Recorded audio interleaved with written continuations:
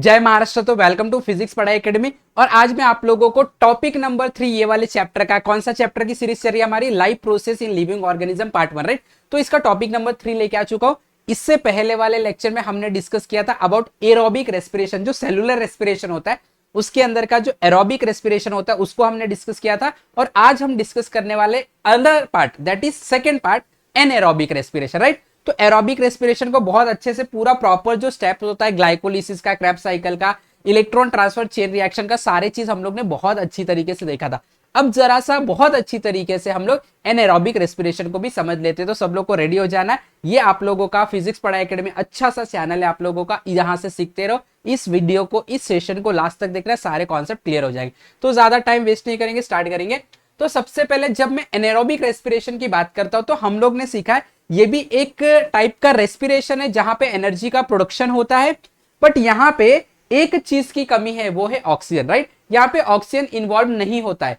अगर मैं aerobic respiration की बात करूं तो एरोबिक रेस्पिरेशन के अंदर हमेशा ऑक्सीजन का प्रेजेंस होता है, ग्लाइकोलिसिस होता है, ऑक्सीडेशन होता है, और इसी तरीके से क्रेब्स साइकिल और उसके बाद इलेक्ट्रॉन ट्रांसफर चेन रिएक्शन से हम लोगों को एटीपी के फॉर्म में एनर्जी मिल जाता है।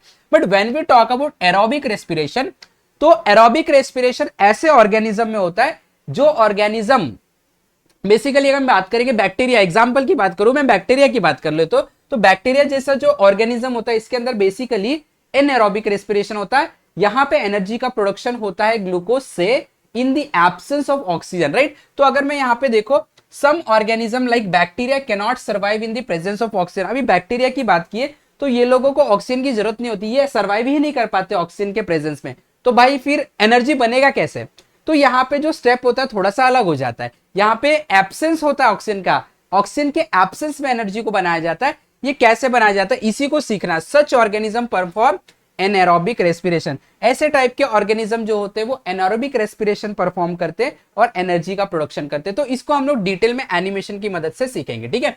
तो देखो क्या होता है, जैसे एरोबिक रेस्पिरेशन में हमारे पास 3 स्टेप हुआ करता था, राइट।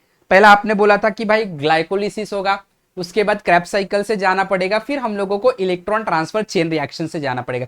बट अगर मैं आप लोगों को बोलूं एनारोबिक रेस्पिरेशन की बात, तो इसके अंदर सिर्फ और सिर्फ 2 ही प्रोसेस होते, एक ग्लाइकोलिसिस होगा और ग्लाइकोलिसिस के बाद डायरेक्टली फर्मेंटेशन होगा। यहां पे कोई Krebs cycle, electron transfer chain reaction नहीं होते हैं, ठीक है। ग्लाइकोलिसिस सेम टू सेम वैसा ही होगा जैसे हम लोगों का एरोबिक रेस्पिरेशन में हो रहा था, ठीक है। तो यहां पे आप देख सकते हैं in anaerobic respiration glucose is incompletely oxidise and very less energy is obtain. हाँ, एक चीज का आपको ध्यान रखना है कि एनारोबिक रेस्पिरेशन से जो एनर्जी मिलेगा वो कंपैरेटिवली, मतलब अगर मैं एरोबिक रेस्पिरेशन का कंपैरिजन करूं उसके हिसाब से बहुत कम एनर्जी प्रोड्यूस होता है, ठीक है।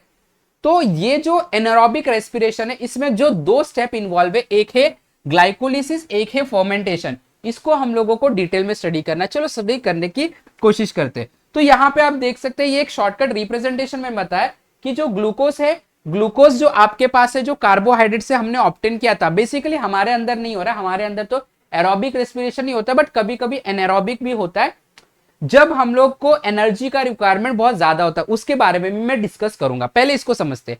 तो ग्लूकोज जो होता है वो डायरेक्टली एनर्जी बना देता है, यहां पे कोई ऑक्सीजन का इन्वॉल्वमेंट नहीं होता है। तो ये कैसे होता है काम, इसको मैं आप लोगों को समझाने की कोशिश करता हूं, ठीक है। तो देखो ये ग्लूकोज से डायरेक्टली हम लोगों को एटीपी दे देता है, लेकिन कैसे, ये सारे चीजों को समझेंगे। सो सबसे पहले वही प्रोसेस होगा ग्लाइकोलिसिस। ग्लाइकोलिसिस में सबसे पहले कौन आएगा, ग्लूकोज आएगा। कौन आएगा, ग्लूकोज। ये क्या है, एक टाइप का कार्बोहाइड्रेट है, राइट। ये जो ग्लूकोज है इसके ऊपर जब ग्लाइकोलिसिस होगा तो ये हम लोगों को क्या देगा, आपको याद रहना चाहिए, पायरुविक एसिड देता है, एक NADH2 देगा और एक ATP देगा, बराबर। ये ग्लाइकोलिसिस हम लोग ने एरोबिक रेस्पिरेशन में भी सीखा था। ये कौन है, ये है ग्लूकोज। ग्लूकोज का ग्लाइकोलिसिस होगा तो मुझे मिलेगा पायरुविक एसिड, मुझे मिलेगा ATP, मुझे मिलेगा NADH2। तो इस तरीके से हम लोगों को कुछ केमिकल्स मिल गए। अब यहां पे आप देख सकते हैं ये जो पायरुविक एसिड है और ये जो NADH2 है, अब ये लोग जो है हिस्सा लेंगे किसके अंदर, नेक्स्ट स्टेप के अंदर। आ रहा है बात समझ में। तो ये ग्लाइकोलिसिस हुआ है, क्या हुआ है, ये ग्लाइकोलिसिस हुआ है, क्या हुआ है, ये ग्लाइकोलिसिस हुआ।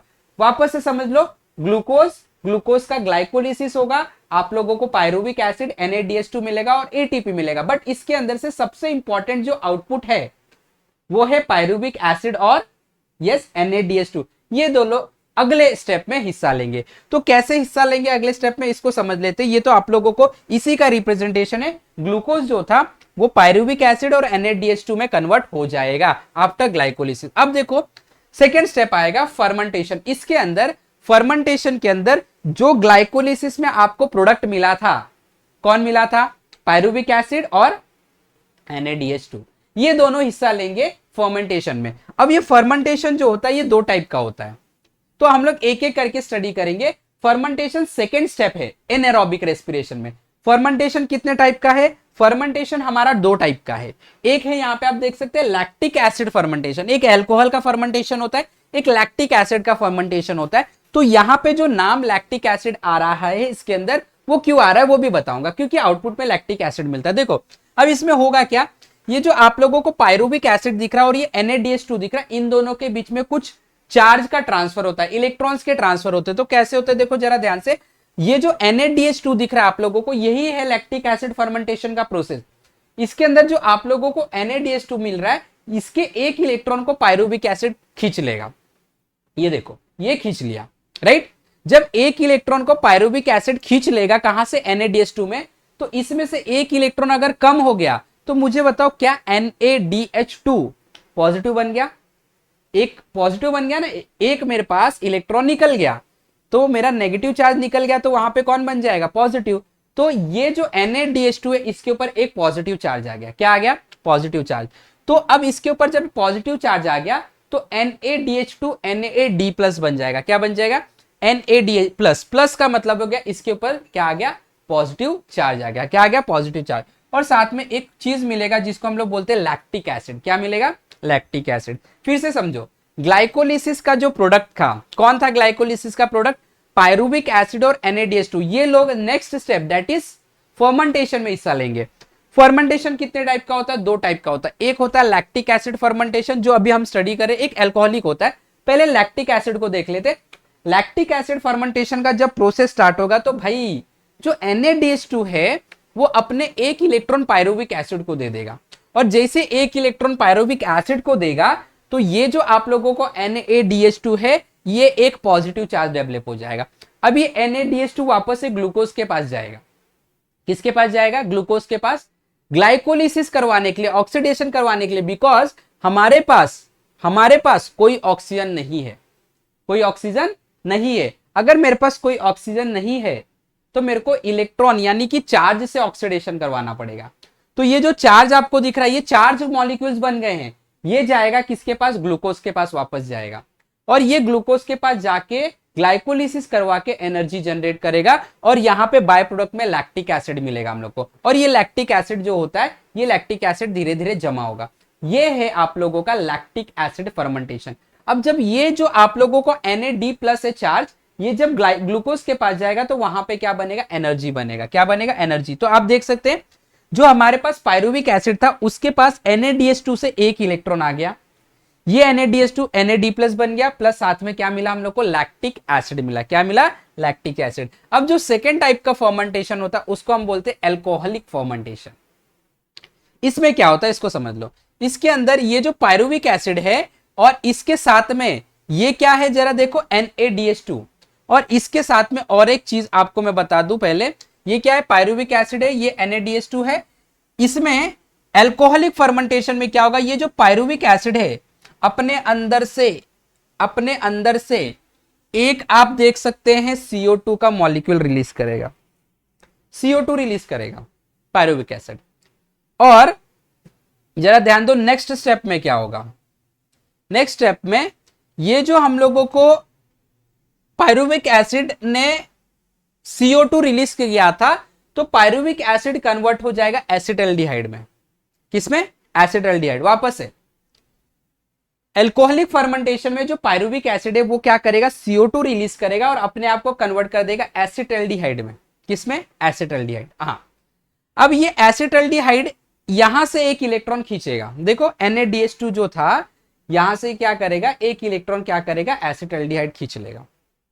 अब जैसे ये एक इलेक्ट्रॉन खींच लिया तो ये क्या बन जाएगा? आप लोगों को पता है, ये कन्वर्ट हो जाएगा। जो ये आपका एसिटाल्डिहाइड है ये कन्वर्ट हो जाएगा इथेनॉल में और ये कन्वर्ट हो जाएगा Na++ में, बराबर ना। जब ये इलेक्ट्रॉन अपना दे देता है तो किस में कन्वर्ट हो जाता है, Na++ में, और ये जो एसिटाल्डिहाइड है ये कन्वर्ट हो जाएगा इथेनॉल में। अब ये Na+ किधर जाएगा, ग्लूकोज के पास जाएगा ऑक्सीडेशन करवाने के लिए, बिकॉज ऑक्सीजन का तो प्रेजेंस नहीं है, और फिर वहां से हम लोगों को एनर्जी मिलेगा। तो इस तरीके से इसका नाम एल्कोहलिक फर्मेंटेशन इसलिए क्योंकि आउटपुट में आप लोगों को अल्कोहल मिल रहा है। देखो इथाइल अल्कोहल है, ये इथेनॉल मिल रहा है, इसीलिए इसका नाम क्या हो जाता है, एल्कोहलिक फर्मेंटेशन हो जाता है। फिर से देखते हैं ये स्टेप में क्या होता है। ये स्टेप में जो पायरुविक एसिड है वो एक CO2 रिलीज करके अपने आप को एसिटाल्डिहाइड में कन्वर्ट करता है, और जो आपका NaDH2 ऑब्वियसली एक इलेक्ट्रॉन लूज किया है तो ये क्या बन जाएगा, एक इलेक्ट्रॉन इसको देगा ना, Na+ बन जाएगा। ये Na+ ऑक्सीडेशन के लिए ग्लूकोज के पास जाएगा और रिजल्ट में आपको इथेनॉल मिलेगा। और ये जब Na+ ग्लूकोज के पास जाएगा ऑक्सीडेशन के लिए, वहां पे हम लोगों को नया ATP मिलेगा, एनर्जी मिलेगा। तो इसको थोड़ा सा समझ लेते हैं। जब आप एरोबिक रेस्पिरेशन की बात कर रहे थे तो उसमें क्या था, ग्लाइकोलिसिस होता, फिर क्रेब्स साइकिल्स होता था, फिर इलेक्ट्रॉन ट्रांसफर चेन रिएक्शन होता था। अगर अच्छा उसी में क्या होता था, ग्लाइकोलिसिस मतलब ग्लूकोज के साथ ऑक्सीजन मिलता था और फिर एनर्जी वाटर और CO2 मिलता था। लेकिन अगर वही में एनारोबिक रेस्पिरेशन की बात करूं, ग्लाइकोलिसिस से फर्मेंटेशन होता है फिर एनर्जी मिलता है। तो ग्लाइकोलिसिस मतलब ग्लूकोज डायरेक्टली एनर्जी में कन्वर्ट हो जाता है, इसमें कोई ऑक्सीजन की जरूरत नहीं पड़ती है, कोई ऑक्सीजन की जरूरत नहीं पड़ती है। तो इस तरीके से ये है एनारोबिक रेस्पिरेशन। अब हम लोग देखते हैं एनारोबिक रेस्पिरेशन हमारे डेली लाइफ में कहां पे देखने मिलता है। सबसे पहले क्या होता है, अगर मान के चलो आप लोग एक्सरसाइज कर रहे हो, आप लोग रनिंग रेस कर रहे हो, तो आपने देखा है कि आपका ब्रीदिंग रेट फास्ट हो जाता है, राइट है, ब्रीदिंग रेट फास्ट हो जाता है, या एक्सरसाइज कर रहे हो तो उस केस में क्या होता है कि आप लोगों के बॉडी को ज्यादा एनर्जी का रिक्वायरमेंट होता है, तो जो कि एरोबिक रेस्पिरेशन से पूरा नहीं हो पाता है। तो ये एनर्जी का रिक्वायरमेंट पूरा करने के लिए हमारे बॉडी में एनारोबिक रेस्पिरेशन होता है। क्या होता है, एनारोबिक। जो हमारे मसल्स के सेल होते हैं ये लोग एनारोबिक रेस्पिरेशन से एक्स्ट्रा एनर्जी जो रिक्वायर होता है ये प्रोड्यूस करते हैं। देखते कैसे, देखो क्या बोल रहा है, when we run और do exercise energy requirement increases। सही बात है, एनर्जी का रिक्वायरमेंट ऑब्वियसली बढ़ जाएगा, राइट। thus for ग्लाइकोलिसिस ध्यान देना, ऑक्सीजन इज रिक्वायर्ड रैपिडली। अब ग्लाइकोलिसिस से एनर्जी बनेगा ना तो ऑक्सीजन चाहिए, बट इतना तेजी से ऑक्सीजन आएगा कहां से, इसीलिए हमारा बॉडी बोलता है काम करते, एरोबिक रेस्पिरेशन में जितना ऑक्सीजन आ रहा है उससे एनर्जी बनाओ, बट मैं साथ में एनारोबिक रेस्पिरेशन यानी विदाउट ऑक्सीजन भी एनर्जी बनाने का काम करूंगा, राइट। दस मसल सेल जो होते हैं perform anaerobic respiration to cater this need. The pyruvic acid undergoes fermentation and produces small energy and lactic acid. तो क्या होता है, हमारे मसल सेल में पायरुविक एसिड फर्मेंटेशन करके क्या बनाते हैं, एनर्जी बनाते हैं, ATP बनाते हैं और लैक्टिक एसिड। अब ये लैक्टिक एसिड जमा होने लगता है धीरे धीरे, और इस लैक्टिक एसिड के जमा होने से हम लोग थकान महसूस करते हैं। This lactic acid accumulate in our muscle and we feel tired. इसकी वजह से हम लोग क्या फील करते हैं, थकान, टायर्ड हो जाते हैं। सीड परफॉर्म एनारोबिक रेस्पिरेशन, जो बीज होता है वो भी एनारोबिक रेस्पिरेशन परफॉर्म करता है if the soil is submerged under water during germination. जब सीड होता है जर्मिनेट होने वाला होता है और पानी, बहुत ज्यादा पानी है सॉइल के अंदर, तो सीड भी क्या करता है, एनारोबिक रेस्पिरेशन परफॉर्म करता है। Some higher plant, animal and aerobic microorganism also perform anaerobic respiration. Instead of aerobic respiration, if there is a depletion in oxygen level, अगर ऑक्सीजन लेवल की कमी होने लगती है तो बहुत सारे जो एनिमल्स है, प्लांट्स है, वो भी एनारोबिक रेस्पिरेशन का सहारा लेते हैं। तो इस तरीके से हमारे डे टू डे लाइफ में एनारोबिक रेस्पिरेशन चलता है। क्लियर हो गया सब लोगों को? तो आई होप सब लोग को एनारोबिक रेस्पिरेशन के बारे में बहुत अच्छे से क्लियर हो गया। ग्लाइकोलिसिस जो होगा, ग्लाइकोलिसिस के बाद डायरेक्टली फर्मेंटेशन होता है, यहाँ पे कोई ऑक्सीजन का प्रेजेंस नहीं होता है। फर्मेंटेशन दो टाइप के होते हैं, एक होता है लैक्टिक एसिड फर्मेंटेशन, जो दूसरा होता है वो एल्कोहलिक फर्मेंटेशन होता है। और इस तरीके से लैक्टिक एसिड फर्मेंटेशन में आप लोगों को क्या मिलता है, लैक्टिक एसिड मिलता है। एल्कोहलिक फर्मेंटेशन में आप लोगों को इथेनॉल मिलता है, जो कि अगेन एक अल्कोहल है, राइट। तो इस तरीके से एनारोबिक रेस्पिरेशन का process in the absence of oxygen हो जाता है और एनर्जी का प्रोडक्शन हो जाता है। बट आपको याद रखना है, इस मेथड से एनर्जी ज्यादा अमाउंट में प्रोड्यूस नहीं होता है, थोड़े अमाउंट में एनर्जी प्रोड्यूस होता है। क्लियर हो गया?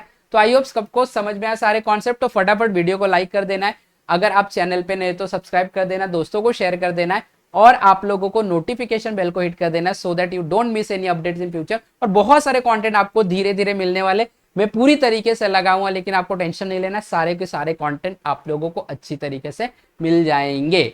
तो इसी तरीके से हमारे साथ जुड़े रहना है, सीखते रहना है। Have wonderful day, have wonderful learning. Thank you very much. जय महाराष्ट्र।